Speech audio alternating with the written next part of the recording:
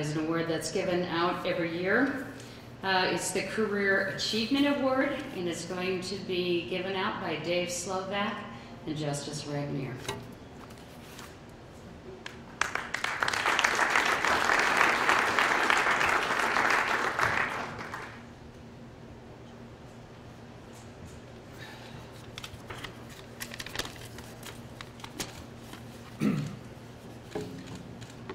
Very proud to nominate and actually make an award for this year for the Career Achievement Award to my longtime partner and friend, Tom Lewis.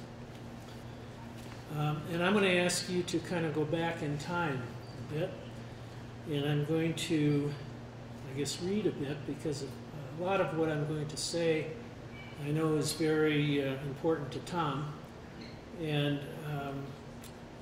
happened many years ago, which is why we have two folks up here, myself and Dave. But in July of 1978, I had the opportunity to meet Tom and move to Great Falls from the Chicago area after accepting a position with the Hoyt Law Firm in Great Falls. Tom had been practicing with John Hoyt for several years, and although I only briefly met Tom before joining the firm, we quickly became friends.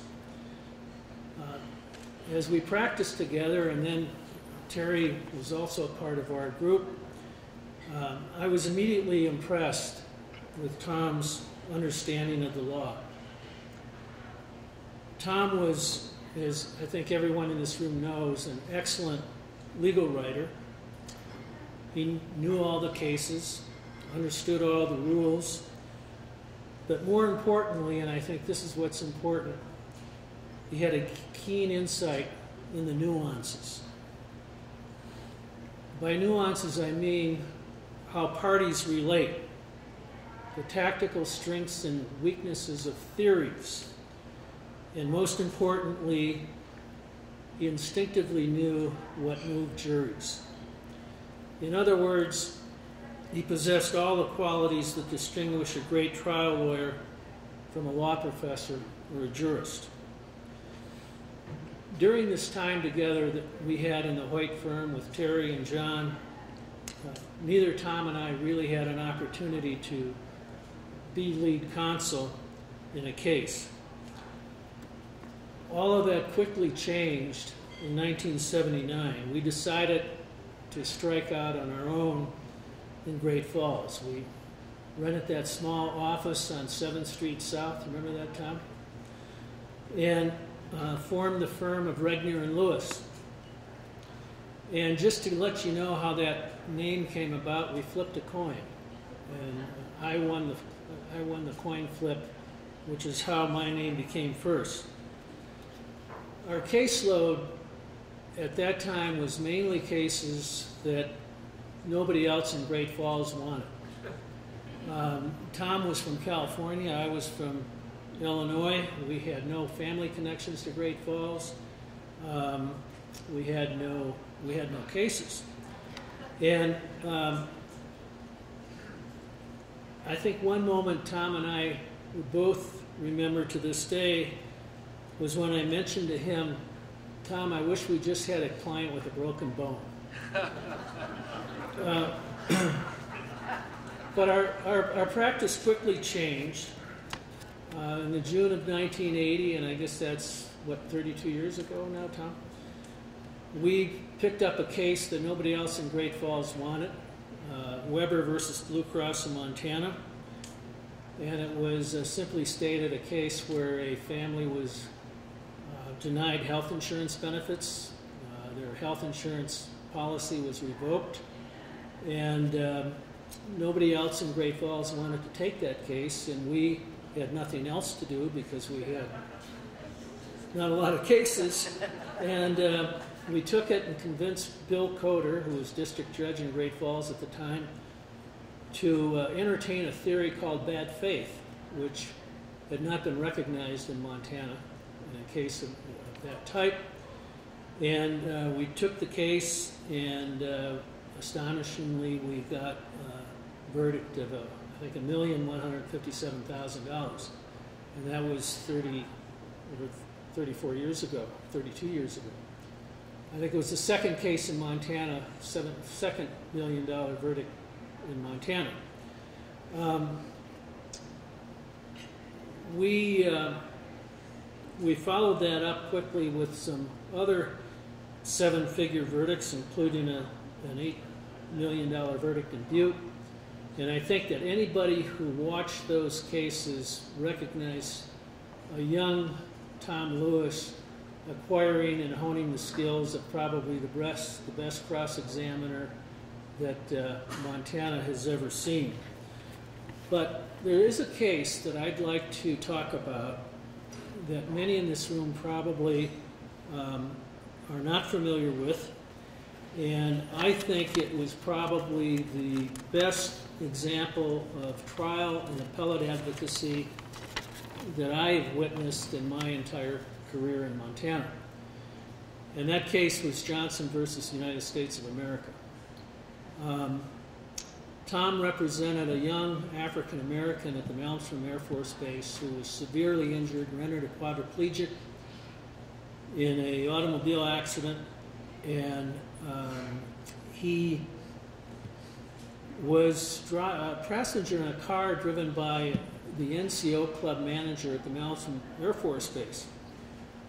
Again, nobody wanted the case in Great Falls because the only available insurance was a minimal, I think, $25,000 policy with the auto, and nobody saw any other theory of liability that could really compensate Freddie for and his family for the disastrous injuries.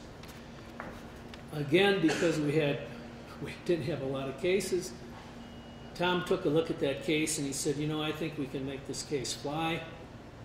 And I said, how are we going to get these witnesses in? Most of the witnesses were Air Force people now living in Turkey and all over the country. And he says, well, I guess we're going to have to go down to the bank and borrow some money, which we did.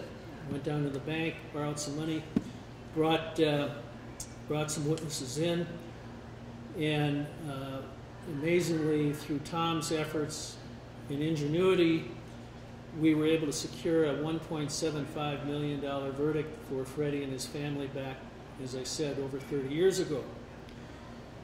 That victory, however, was not very long enjoyed. As we were sitting in our little office on 7th Street one afternoon, we got a call from the Justice Department in Washington, D.C. And they said, you know, we've got a big problem with your case. There's a jurisdictional defense, which can be raised at any time, and the U.S. attorney did not raise it in the trial, and there really is no claim here because this jurisdictional defense is going to bar your case, but we will offer you $100,000. Tom responded with a quote that I don't think I can repeat up here, but in his bravado, we were on appeal to the Ninth Circuit, and rather than just try to make this case fly, Tom filed a cross appeal, and I think it was a career case for Tom, career not only in the trial court, but his brief and oral argument were both career briefs. The Ninth Circuit came back, denied the Justice Department's argument, sustained our verdict, granted Tom's cross appeal. We tried it again and got $2.9 million.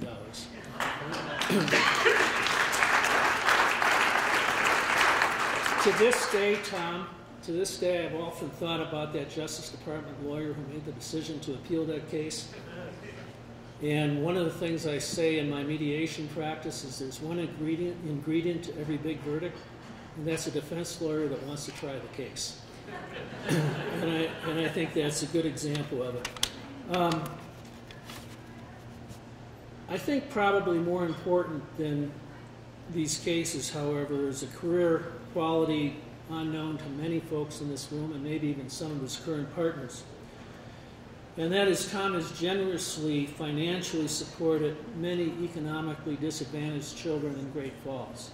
Kids who did not have the financial resources to participate in a hockey program or a baseball program or a football program, Tom was there to help both them and their families financially, without any hoopla, without any advertising, without anybody knowing about it. This not only went on from athletic programs, but to help kids in college, his extended family in college.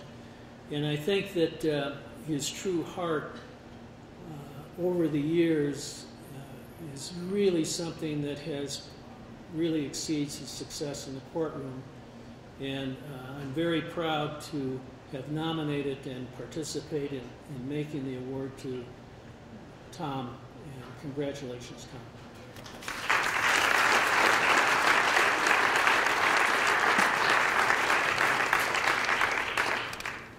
Over the last 30 years, some things don't change. Tom is still taking cases that nobody else wants, and he's still bringing home magnificent victories in those cases. And I'm going to talk about some of those, because when you talk about a career achievement winner, it is truly a career. And in Tom's instance, we are, in the state of Montana, so lucky that he's still at the top of his career. And I'm going to talk about that just a little bit later. And we're still going to the bank on occasion to get loans to handle some of the bigger cases. So not much has changed. But when Larry indicated or referenced Harry Philo, Harry Philo is Tom's hero in the law. And I had never heard of Harry Philo until I started with Tom in 1994. And he pretty much said, go read Harry Philo. And I skimmed it. But I learned enough, and I think it's exactly what has made Tom such a tremendous attorney for the people of Montana. And not so much politics, but just grinding it out in the courts for individuals and groups of individuals. But Philo essentially says, if you've got a serious harm, a good trial attorney will find a remedy. And if there's a remedy available, he'll embrace it and he'll bring it home. And if there's not a remedy available, then a good trial attorney will create one. And I don't think there's anybody in the history of the state of Montana who has done that more successfully on behalf of Montanans than Tom Lewis. And I think of a couple of examples, but there's a bunch. You can look into the cases in workers' compensation, products liability, safe place to work. But the two I want to focus on is toxic torts. And the story to be told here is in, I think, the mid-1980s. Tom was representing family members of miners at the W.R. Grace facility that brought home asbestos fibers on their coveralls and such, and diseased their families. And Tom brought those cases, pursued them in federal court, and a series of them were tried in front of then senior Judge Pregerson from the Ninth Circuit. And 20 years later, I got to meet Judge Pregerson. He happened to be in Judge Malloy's chambers. We were getting ready for a federal tort claim case involving a snowmobile. And Judge Pregerson, 20 years later, looked at Tom and said, that's the best cross-examination of a corporate representative I've ever seen in my life. And that's how he got those cases home. But to his credit, that wasn't a very good remedy. It was good for the family members, but the workers, for the most part, were barred from any meaningful remedy by exclusivity. And over about a 5 to 10 year period, Tom developed a record that ultimately led to the decision in Lockwood versus W.R. Grace, authored by Justice Gray, that allowed a very limited exception to exclusivity that fit the Libby situation perfectly. And I had the opportunity to try the first case under that rule with him in a case called Schneider. Mild asbestosis, if there is such a thing. And after about 7 days of trial, the offer was increased by, I think, 15 or 20-fold, and justice was finally obtained for that individual. But more importantly, during that trial, his examination of the corporate representatives forever sealed W.R. Grace's civil liability fate. It was a joy to behold. And it wasn't over the top, it was precise, it was just beautiful work. When Grace took bankruptcy, that wasn't the end of the day. Tom has perfected and crafted remedies against the state of Montana, IP, BNSF. And while there will never be justice in Libby, Tom Lewis has provided those folks, through the best advocacy possible, some remedy. And it's such a situation where there was such injustice, and there's one guy who really has done so much. The other situation I'm thinking of is Tom's Sunburst case. He went off to school at George Washington to get a master's degree, to work toward a master's in environmental studies. He was gone maybe a year and a half. And he came back, and he had studied Secra, Circla, Ricra, all of this alphabet soup. And one day over lunch he said, you know, that's not the way to go. We have a wonderful constitution in Montana. We have great common law. We have remedies under tort remedies under nuisance, trespass. And he started crafting what ultimately became the Sunburst remedy. And much to his credit, that remedy has prevailed now in a variety of situations throughout the state of Montana. But it never existed before Tom crafted that remedy, because he knew the regulatory schemes were not adequate to provide meaningful relief to the individuals of Montana. And it doesn't stop. We started a trial in June under that same theory against the railroad in a case brought on behalf of the city of Livingston and about 100 homeowners in Livingston. And the railroad, at the beginning of the trial, all offers were withdrawn. And we're about 5 days into trial. And every once in a while, something magical will happen in a trial. And I think that's what sets aside career achievement winners from others, because they can create a little bit of magic. And I remember the magic because I was sitting there and I observed it firsthand. The night before, we were trying to figure out who was handling what witnesses the next day. And there was the former director of environmental remediation. And Tom said, well, I'll take him. And I said, well, are you going to be able to do anything with him? And he said, I think I can do something with him. And the next morning he comes on, we call him adverse. And Tom conducted probably the sweetest, most persuasive, crisp, clean, adverse examination of a corporate representative I've ever seen. And I've seen him in action before.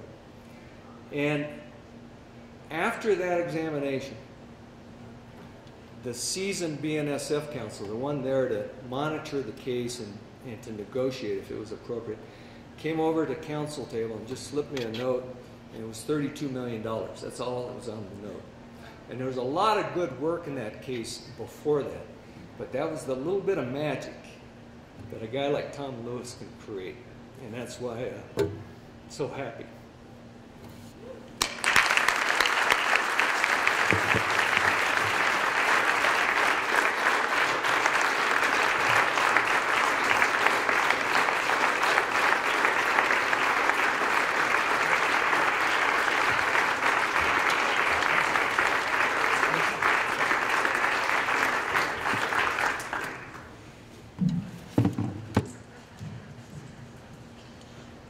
I hate this. What wonderful words. I want to thank the organization. This to me is a very, very, perhaps the most prestigious award a lawyer can receive in this fair state. I want to thank my family. They're here. Please stand.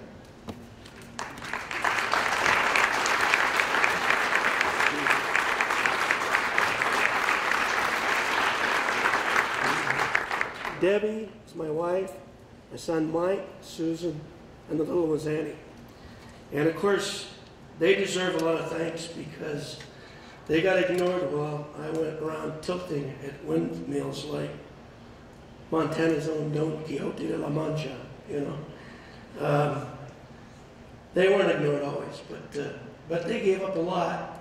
And active trial lawyer knows what a family has to go through to support that trial lawyer's addiction. And if you really are going to be excellent at what we do, it has to be such a powerful force in your life. You have to have such passion for your work that you have to put at times everything aside to achieve an adequate result for your client. And those people you love the most somehow get ignored. But anyway, other people I need to thank, obviously the two guys that introduced me here tonight and presented this award. I thought they were going to roast me. They threatened to, but they were awfully kind. I think that everybody in this room knows something about what really goes on in the practice of the law at this time. No one lawyer ever makes a case fly. If you look back at the kinds of lawyers that I practiced with throughout my career, John Hoyt, Jim Regnier, Terry Treeweiler, Dave, Mark, all these wonderful lawyers that I work with, they deserve as much credit as I do. We were talking the other day about some of the recent results that our firm has been getting, and they've been excellent results. And it seems like no matter who does the work, I always get the credit. And when Dave said that I created some magic in that last case, I saw a lot of magic on the part of my partners. Mark Kovacic did some of the finest work with two experts I've ever seen. Dave is an incredibly gifted advocate in the courtroom. Terry, look at all these guys. They're all fabulous lawyers, and it just sort of rubs off. Anyway, I think maybe I should lighten things up. We always talk about all our successes, but we don't always have successes. The cases that hurt and you remember the most are the ones you lose. And everybody celebrates the ones you win and you feel good. But the ones you lose are the ones you never forget, like the Vermeer case. Like Jim, right, Jim? We tried the case twice. We got thumped both times. But I'd like to go on a lighter note. Just everybody who knows me knows that I'm a real baseball nut, right? I love sports and I love baseball. And if I could have done anything else besides practice law, I'd have managed baseball. I loved it. It's another passion for me. Well, there was my son told me this story. There was an old pitcher named Gaylord Perry. Gaylord Perry won over 300 games. He's in the Hall of Fame. He won 20 games 5 times. He was famous for his spitball. Well, what a lot of people don't know about Gaylord Perry, he was probably the worst hitter the major leagues ever saw. So in 1958, when he was signed for $7,000 by the Giants, he worked his way up, and he finally was just about ready to make the big leagues. And the manager for Alvin Dark was named Alvin Dark for the Giants at the time. And they were watching this young kid, and he really had a mean sinker, and he was going to be a great pitcher. But they were talking, the managers were talking, and they said, have you ever seen a guy that was a worse hitter than Gaylord Perry? And history shows he was about the worst hitter you ever saw. He would get up to the plate and he would just flail. He'd flail it. No matter where the ball was pitched, he'd flail at it. Never hit a damn thing. The managers looked over each other when he first was breaking in, and Dark said, this guy will never hit. They'll walk on the moon before this guy hits a home run. So on July 20, 1969, 15 minutes after they walked on the moon, Gaylord Perry hit a home run. Now, how's that relevant? Like I said, we tilted a lot of windmills. And the moral of the story is you keep swinging, no matter how badly you flail. You keep fighting, you're going to win a few. And occasionally, you hit a home run. Thank you very much.